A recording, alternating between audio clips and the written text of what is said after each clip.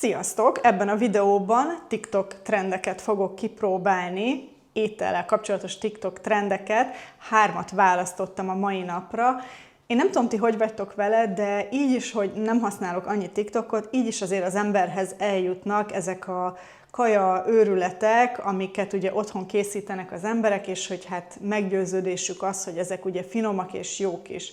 Na már most én azt gondolom, hogy a fele ezeknek az ilyen nagyon trendi videóknak tényleg inkább csak a látványra megy, és hogy valami nagyon különlegeset raknak össze, és igazából nem arra megy a fókusz, hogy finom is legyen. És akkor ugye van a másik fajta trend, ahol azt mondom, hogy igen, ez az alapanyagokból kiindulva, ahogyan el lett készítve, ez jó is lesz, és úgymond megéri a munkát, hogy ugye ezt megcsináld. Ilyen recept volt ugye egyszer már, ez a fetás paradicsomos egy tepsis sült tészta, azt azóta is többször csináltam, azt tényleg nagyon finom és jópofa ötletnek tartom. Ahogy mondtam, ugye 3 választottam, az egyik egy lapos croissant, csokiba mártva, mogyoróval megszorva, hát ez mitől lehet ugye rossz. A második, az pedig cottage cheese leturmixolva, tojással, meg egy kis fűszerrel, és kisütve sütőpapíron, és egy wrapként tálalva, ami ugye azért jó pofa, mert hogyha ugye szeretnéd kicsit visszavenni a glutén bevételedet, akkor ez egy jó alternatíva lehet, hogyha sikerül. És akkor itt még hozzátenném azt, hogy ugye nagyon sokszor ezeknél a TikTok recepteknél, vagy videóknál nincsen ott a pontos leírás arról, hogy mennyi mennyiséget használ egy adott dologból, úgyhogy azért itt például ennél a cottage cheese-nél egy kicsit kísérletezek, hogy mi az a konzisztencia, amire ugye én vágyom, vagy hogy a videó alapján hogy kell, hogy kinézzem, mert nagyon sok videót néztem, hisz hát ugye rengeteg van ebből, vagy nincsen odaírva egyáltalán, vagy mindenki teljesen más arányokat ír, szóval igyekszem kitapasztalni, és hogyha jól sikerül, akkor ugye mindenképpen a leírásban ott lesz az, hogy én mit használtam, miből mennyit használtam. És a harmadik, az meg egy még egyszerűbb dolog, és ez szerintem idén kezdődött el, vagy legalábbis a videók, azok legtöbbje tényleg mind idei, parmezános hagymachips. És ez ugye most így tényleg egyszerűnek hangzik, és ez tényleg kb. 2 hozzávalóból áll, ugye lereszelem a sajtot, megy a sütőpapírra, és vékony szeletekben a hagymát karikában rakom rá a sajtra, és így megsül, és akkor elvileg ezt így fel lehet vágni, és akkor ugye ilyen chips lesz belőle. Tehát, hogyha ez tényleg finom lesz, ugye miért lenne rossz, hogyha hagyma meg sajt kombinációja találkozik, nem tudjuk addig, amíg el nem készül, és akkor egy kicsit kell így megfűszerezni a tetejét, ilyen paprika-szerű fűszert látok, amit így szórnak rá, de ismételten sehol nincsen leírva, hogy pontosan milyen fűszert szórnak a hagymára, szóval ezt is egy kicsit úgy kitalálom majd. Úgyhogy ezt a 3 dolgot fogjuk megcsinálni a mai napon. Kíváncsi leszek nagyon, hogy tényleg hogyan sikerülnek, és hogy esetleg lesz-e köztük olyan, amit máskor is megcsinálnék a jövőben. Bízom benne, hogy nem lesz teljes kudarc az egész. És természetesen, hogyha jól megy ez a videó, akkor rengeteg másik ugye ilyen kajatrend van TikTokon, amit ki lehet próbálni, úgyhogy akkor biztos, hogy csinálok még hasonló videót. Na de, szerintem elég volt akkor így a bevezetőből, lássunk is neki, és szerintem kezdjük valami édessel, úgyhogy kezdjük ezzel a lapos croissanttal. Ugyebár a cél érdekében vettem 2 vajas croissant, ezek amúgy most már egy pár napja itt vannak, azt hiszem 3 naposak, hogy ne teljesen frissel dolgozzak, mert szerintem így akkor kicsit könnyebb kilapítani. És ugye azt fogjuk csinálni, hogy sodrófával végigmegyünk rajta, ki lesz lapítva teljesen, és egyesével fogom megcsinálni, hogy ugye tudjam azt, hogy ez a barnacukros vajas kombó, ez mennyire fog ugye megsülni vagy megégni, tehát ne egyszerre rontsam el mindkettőt, tehát legyen itt egy ilyen vésztartalék, és akkor van itthon egy táblacsoki, ezt fogom felolvasztani, és amikor ez ugye készen van, akkor abba bele lesz mártogatva, és majd vágok fel apróra még ilyen vegyes mogyorót, és azzal megszórom. Ez az elképzelés, úgyhogy mutatom is, hogy akkor én hogyan csinálom.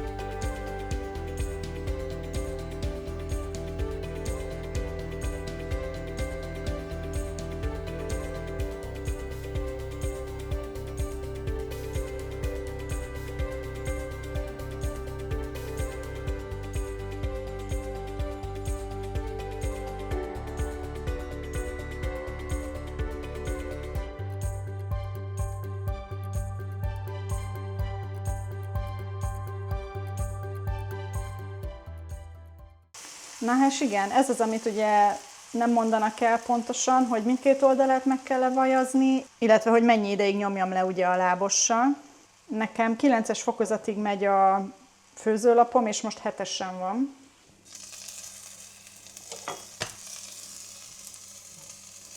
Amúgy nagyon jó illat van, még egy kicsit sütöm szerintem. Azért kell ugye lenyomni, hogy minél laposabb legyen, és akkor minél jobban ugye oda karamellizálódik, elvileg. Most úgy mondom, mintha már csináltam volna. Jó, szerintem ez így jó lesz, ezt most lekapcsolom, félreteszem lehűlni, és addig megolvasztom a csokit. Na, megolvasztottam a táblacsokit egy kis tejjel. Most nekem tejcsokim volt itthon, de biztos vagyok benne, hogy étcsokival, fehér csokival ugyanúgy jól működik. Még viszonylag meleg, de azért már meg tudom fogni, úgyhogy most azt fogom csinálni, hogy így a felére, még nem tudom, hogy melyik végére, erre a végére, de szerintem inkább így öntök rá egy kis csokit, ami aztán ugye ide le fog csepegni. Hát remélem nem csinálok nagy kupit, lehet, hogy ez a alátét, ez nem jó, szét fog folyni? Mit gondoltok? Mindegy. Most már ez lesz, max itt vagyok készenlétben papírtörlővel, szóval a csokit így szeretném rácsepegtetni, vagy ráfolyatni, csak ezen az oldalon, hogy ugye utána itt így le tudjam tenni, és hogy tényleg ki tudjon hűlni szinte, és egy kicsit rádermedjen a csoki. Úgyhogy most ez fog következni. Lesz, ami lesz.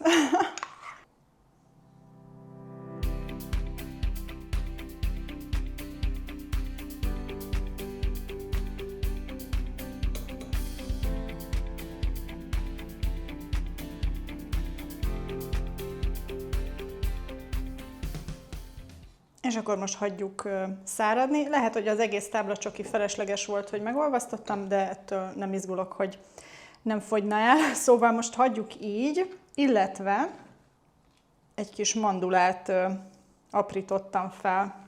Jól néz ki, nem tagadom, úgyhogy most kis türelemjáték jön, megvárjuk, hogy egy picit dermedjen meg rajta a csoki, és akkor megkóstoljuk. Annyit vártam csak, amíg megcsináltam a másik croissant, amúgy ott most csak az egyik oldalát kentem le, mert kíváncsi voltam, hogy ugyanúgy odaragad-e a kis lábosomhoz, és ugyanúgy odaragadt így is, hogy csak az egyik felét kentem meg. Picit langyos még, úgyhogy nem tudok már tovább várni konkrétan. Nagyon kíváncsi vagyok, és szeretném megkóstolni, úgyhogy hajrá! Biztos voltam benne, hogy ez nem lesz rossz, mert hát azért az alapanyagok adják magukat. Nagyon jó pofa. Én azt gondolom, hogy amúgy ez egy tök jó megoldás arra, hogyha már esetleg, mint ahogy nekem is, napok óta van itthon ilyen kis croissantod, és hogy szeretnéd úgymond újra életre kelteni, úgyhogy ez egy tök jó megoldás, meg szerintem amúgy ez akár ugye, hogyha vannak otthon gyerekek, akkor ez a gyerekekkel is egy jó pofa kis kikapcsolódás, hogy anya lapítja a croissantokat, és a gyerekek megdíszítik csokival, meg mogyoróval, vagy amivel ugye szeretnétek. Tök jó. Kívül tök jó ropog, belül meg azért úgy viszonylag puha maradt, tehát egyáltalán nem száraz. Örülök annak, hogy egy ilyen édessel kezdtük, amiről biztos voltam, hogy jól fog sikerülni, úgyhogy nem mondom, hogy nem csinálok többet ilyet. Persze, amiatt lehet egy kicsit macera, hogyha nagyobb a család, akkor ugye ez lassabban készül, hisz ugye egyesével tudod úgy igazán jól lepréselni ugye ezeket a croissantokat, de amúgy meg szerintem egyszer érdemes mindenképpen kipróbálni, tök jó pofa, meg ugye tényleg azzal díszíted, meg szórod, amivel szeretnéd. És akkor csináljuk meg a következőt, amit lehet, hogy nem a mai nap fogok csinálni, mert amúgy tényleg brutál meleg van, és a sütőt be kell kapcsolni hozzá, szóval azt vagy egyszer nagyon korán reggel csinálom, vagy késő este, amikor már egy kicsit ki tudom nyitni az ablakokat. Egyelőre én ezzel boldog vagyok, de mindjárt jövök, és folytatom a másikkal. Na sziasztok, itt is vagyok, és folytassuk akkor ezzel a két étellel, ami még kimaradt a videóból. Ugyebár ez a sajtos hagyma chips, és ez a cottage cheese wrap. Úgyhogy az első, aminek neki fogunk állni, az a hagymás chips, mert azt a leggyorsabb most összeállítani. Előmelegítem a sütőt 180 fokra, és ez a 180 fok, ez egy ilyen teszt hőfok lesz, hisz ugye, mint mondtam, nem igazán van pontos leírás arról, hogy milyen hőfokon hogyan is kell esetleg elkészíteni, de én ezt satszolom be, aztán majd meglátjuk, hogy ebből ugye mi lesz. Úgyhogy amit csinálni fogok, az az, hogy lereszelem a sajtot, illetve hogy felszelem a hagymát, ugye, hogy ilyen kerek formában maradjon, és amennyire lehet minél vékonyabbra. Nekem ugye nincsen ez a kis gépem, amivel így szép vékonyra fel lehetne szelni, de olyan nagyon hajszál vékonyat sem szeretnék, szóval ezért inkább késsel fogom most csinálni. És amikor ez bemegy a sütőbe, akkor meg nekiállunk ezt a masszát összeállítani a cottage cheesehez. Úgyhogy lássunk is neki, és még esetleg annyit szerettem volna mondani, hogy bocsi, hogy egy kicsit ilyen zilált a hajam, de egyszerűen olyan meleg van, hogy nem bírom megszárítani hajszárítóval, mert különben folyik rólam a víz, úgyhogy így is biztos vagyok benne, mire vége lesz ennek a videónak, vagy hát ennek a főzésnek a mai napon, addigra leizzadok. Na de mindegy, szóval most ezt már muszáj megcsinálni, mert már csak melegebb napok fognak jönni, úgyhogy elég is a szóból, álljunk neki. Ugye, mint mondtam, ilyen hát parmezán sajtszerű utánzatot fogok használni, amit ugye a Lidl-ben vettem. Egy fej hagymát fogunk erre beáldozni. Először ezt lereszelem, és akkor meglátom, hogy mekkora területre tudom elteríteni. Szerintem mindet nem fogom lereszelni, de ugye meglátjuk, hogy a tepsibe hogyan fér el, és akkor annak megfelelően vágok majd fel hagymát is. És amivel fogom fűszerezni, a sóbors, meg egy kis piros paprika, mert valami piros-szerű fűszert szól rá a leányzó a videóban, de nem írja, hogy pontosan milyen keveréket is. Most én ezt tudom elképzelni, hogy ezzel biztos, hogy azért nagyon elrontani nem lehet, úgyhogy ezzel kezdem, és ezt lereszelem.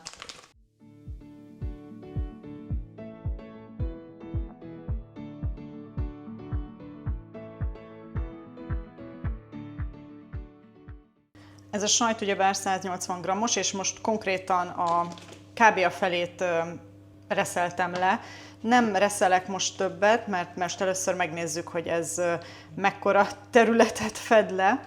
Úgyhogy erre fogjuk majd a sajtot, vagy erre fogjuk majd akkor ugye a hagymát rárakni. És ugye nem is szeretnék túl sokat csinálni, mert ha meg ugye nem jó, vagy elrontom, akkor nem szeretnék túl sok mindent pazarolni. Na de hát azért bízunk benne, hogy ez egy viszonylag egyszerű étel, ugyebár. Hát, hogy akkor ez csak jó lesz. Na, idehozom a tepsit.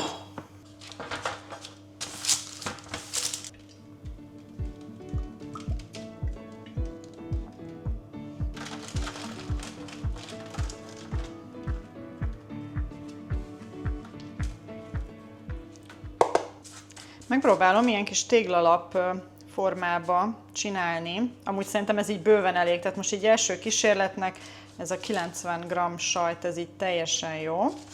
És akkor egy picit ugye, mint láthattátok, beolajoztam, biztos, ami biztos, mert elvileg a videóban az van, hogy amikor kijön a sütőből, és ugye kicsit kihűlt, akkor így konkrétan fel lehet emelni az egészet egybe. Úgyhogy hát erre kíváncsi leszek. Na mindegy, szóval most szelek akkor egy 6-8 kis szelet hagymát, és akkor azt rárakjuk. A sütő már melegszik.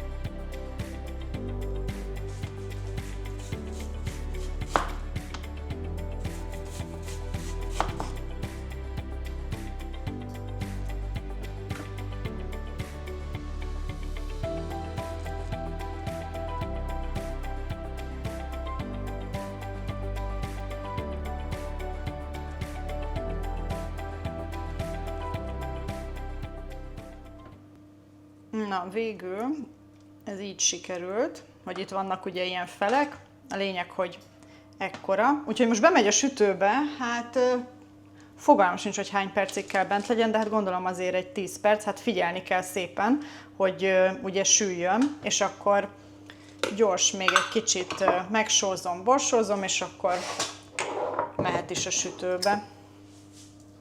Nem olyan sok sót rakok rá, hisz ugye a sajt már szerintem ad neki elég sósságot, és a paprikával is figyelem, hogy ne az legyen, hogy túl sok megy egy helyre.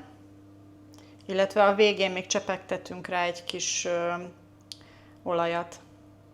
Jó, hát és akkor mehetünk be a sütőbe, úgyhogy most figyelemmel kísérjük a folyamatot, hogy most ennek mennyi idő kell, majd a végén természetesen elmondom, hogy akkor mennyi ideig volt is bent.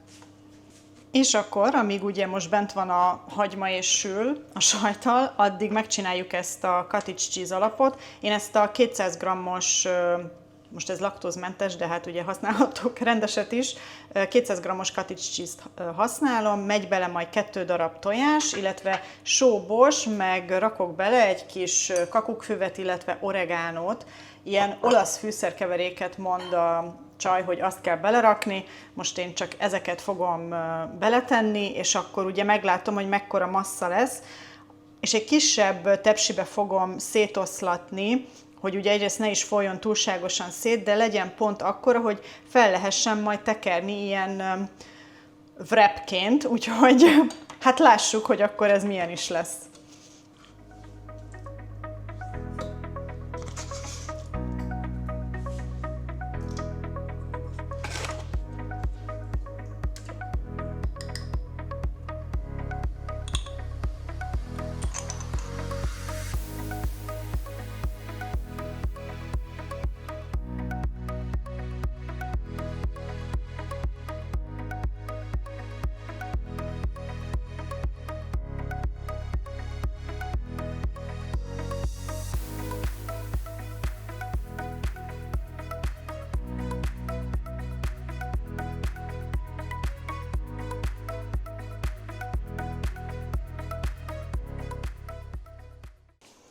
Na ez most 12 percet volt bent, nem akartam tovább bent hagyni, mert azért már kezdett egy-két helyen megbarnulni, úgyhogy most ugye ezt megvárjuk, hogy picit kihűljön, vagy hát szinte teljesen ugye kihűljön, és akkor meglátjuk, hogy mennyire lehet ugye elválasztani a sütőpapírtól, de addig is megy be akkor a sütőbe a cottage cheese masszánk.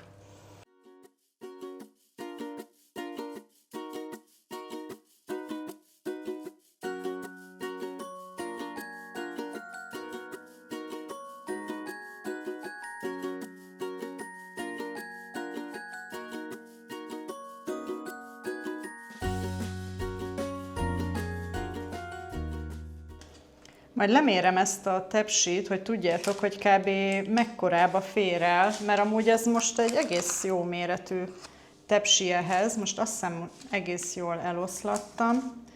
Van, ahol lehet, hogy egy picit vastagabb marad, de hát mindegy, ez az első alkalom. Egy kicsit ide ütögetem a konyhapulthoz.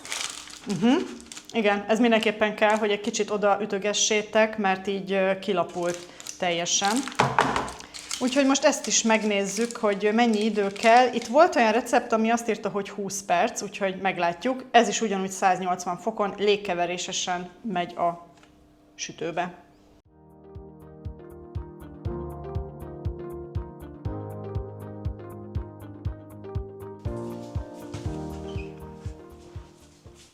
Na hát, ez most 17 percet volt bent, mert itt már azért úgy kezdett jobban megbarnulni, és nem szerettem volna, hogyha megég. Amint látjátok, így tökre felpuposodott, de ahogy beszélek, már esik is össze. Tehát konkrétan most ti is látjátok, ahogy eltűnik ez a kis buborék. Úgyhogy amit fogok csinálni, az az, hogy megvárjuk, hogy ez teljesen kihűljön, illetve fel fogom fordítani, hogy akkor szépen, remélhetőleg ezt a sütőpapírt le lehessen szedni róla.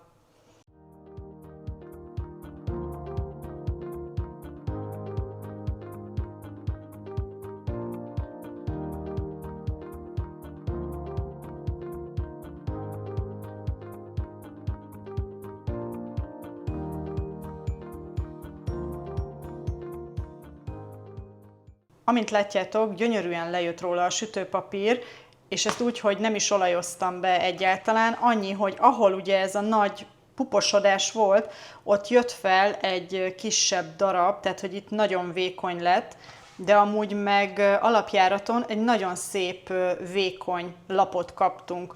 Nem tudom, hogy ezt a jövőben hogy tudom elkerülni, hogy itt ne legyen ilyen puposodás, vagy lehet, hogy amikor elkezd puposodni a sütőben, akkor meg kéne bökni, hogy visszaessen, de Tehát átszakadni nem szakadt át, amint látjátok, csak annyi, hogy itt egy kicsit vékonyabb. Szóval egyelőre ezzel elégedett vagyok, illetve még azt szerettem volna mondani, hogy fantasztikus illat van ennek a fűszerezésnek köszönhetően, pedig hát alig került bele valami.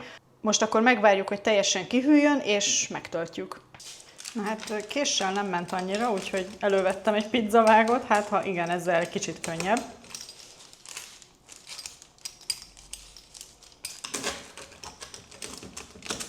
Na hát én most egyelőre nem vágom ezeket kisebbekre, mert a videóban is azt mutatta, hogy ugye így kell enni, ahogyan ugye van ez a szelet hagyma. Ő amúgy csinált hozzá még ilyen, hát ilyen joghurtos, caciki-szerű valami ilyen mártogatóst. Én most azt nem csináltam, mert egyelőre biztosra akartam menni, hogy ez jól sikerül, úgyhogy kóstoljuk meg.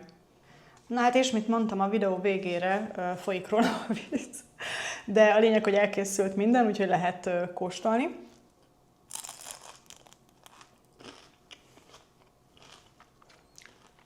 Gyerekek, ez rossz, nem lehet, ez sajt és hagyma megsütve, finom.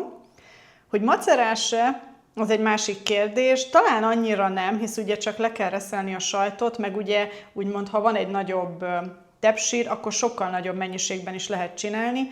Látom azt, hogy miért van hozzá esetleg egy kicsit ilyen mártogatós, hogy ugye ezt a sósabb, olajosabb ízt, ezt azzal a joghurtos mártogatóssal kompenzálni. Amúgy lehet, hogy ha csinálnék esetleg legközelebb, akkor nem raknék alulra olajat egyáltalán, vagy lehet, hogy egyáltalán nem raknék rá. Ez ugye attól is függ, hogy a sajt az mennyire zsíros, ugye, amit használsz. Én szerintem ehhez inkább egy kicsit ilyen szárazabb sajtot,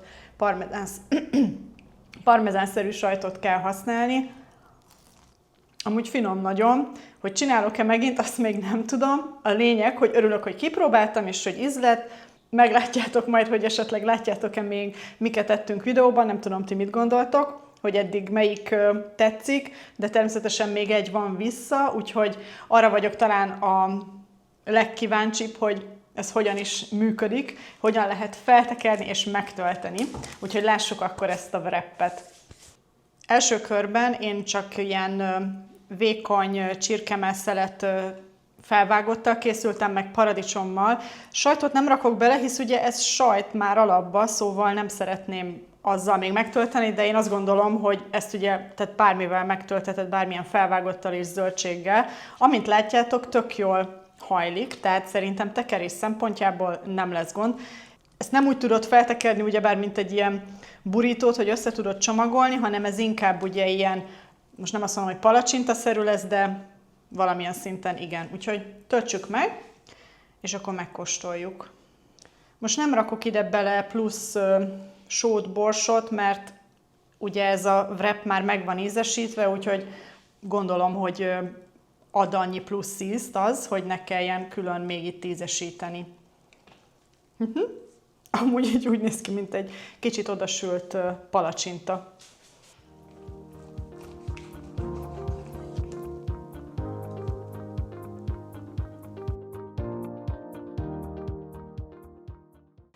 Természetesen, aki szeretné, ugye sokkal jobban is meg lehet tölteni. Én most nem szerettem volna túltölteni, mert nem tudom, hogy mennyire esik szét, hogyha ráharapok, vagy hasonló. Lehet, hogy legközelebb egy picit rakok még bele több felvágottat, de így is amúgy egész jó súlya van, úgyhogy jól néz ki nagyon, meg hát tényleg ez, hogy ilyen könnyen lehetett tekerni, nem gondoltam volna, tehát ettől féltem a legjobban, hogy nem fog elválni a sütőpapírtól, és hogy szét fog esni, úgyhogy na, de elég volt a dumából, kóstoljuk meg.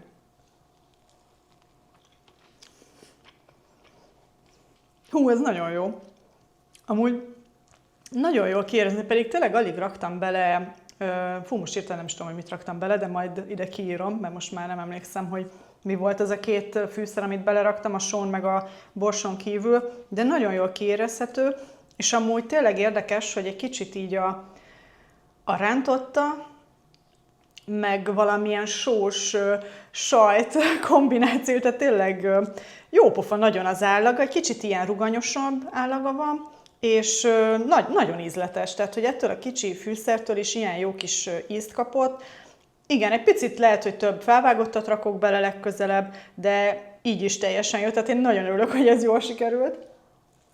Tök jó, hogy mind a 3, én azt gondolom, hogy sikeres lett, még akkor is, hogyha talán ettől a cottage cheese wrap-től féltem a legjobban. Nem tudom, ti mit gondoltok, hogy nektek melyik tetszett a 3 közül a legjobban, melyik az, amit esetleg ki is próbálnátok, vagy már próbáltátok, mert valószínűleg én vagyok az, aki lemarad néha ezekről a trendekről, és kicsit későn csatlakozom ehhez a őrülethez. Szóval írjátok meg kommentben, tényleg kíváncsi vagyok, és hogyha szeretnétek, hogy legyen még ilyen TikTokos, tesztelős videó, akkor azt is mindenképpen, és természetesen, hogyha tetszett a videóm, megköszönöm, hogyha lájkoljátok, ha nem szeretnétek lemaradni videókról a jövőben, mindenképpen iratkozzatok fel a csatornára, találkozunk a következőben. Sziasztok!